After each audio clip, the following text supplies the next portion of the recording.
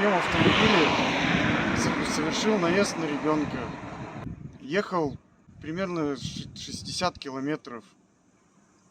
Он как начал перебегать, так и до конца бежал на эту дорогу.